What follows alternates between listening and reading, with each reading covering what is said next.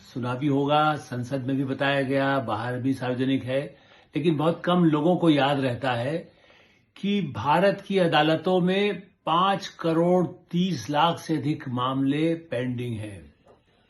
5 करोड़ 30 लाख। और उसमें supreme court, जी हां, सुप्रीम कोर्ट जो सर्वोच्च अदालत है, दुनिया की सबसे बड़ी अदालत मैं इसको मानता हूं। मैंने भगवान की अदालत के बारे में नहीं कह रहा हूं, मैं कह रहा हूं कि भारत की और भारत की अदालत और भारत के 140 करोड़ की आबादी के हिसाब से जो कोर्ट है, ऐसा दुनिया में अमेरिका, चीन कहीं भी नहीं हो सकता। किसी लोकतांत्रिक देश पे भी नहीं है, जहां आबादी चीन में ज्यादा है, लेकिन तब भी इतनी बड़ी कोर्ट नहीं है और ऐसे केसेस वहां नहीं होंगे।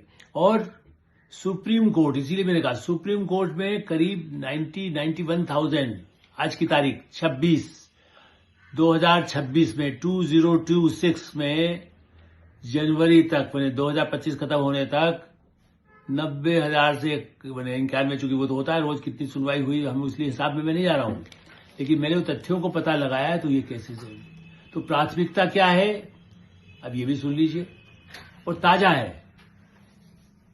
अदालत ने 6 जनवरी 2026 में क्या कहा। सुप्रीम कोर्ट के न्यायाधीश विक्रम नाथ और न्यायमूर्ति संदीप मेहता की अदालत में मामला क्या था, आवारा कुत्ते। सुप्रीम कोर्ट में हो रहा है, मैं नीचे की कहीं सड़क की पंचायत या नगर पालिका में नहीं है। और सुप्रीम कोर्ट के न्यायाधीश ने क्या कहा, संदीप मेहता जी ने, उनके उससे नाथ साहब भी सहमत थे। उन्होंने कहा, जिसकी हेडलाइन है आज, इतने अधिक आवेदन तो इंसानों के मामले में भी नहीं आते।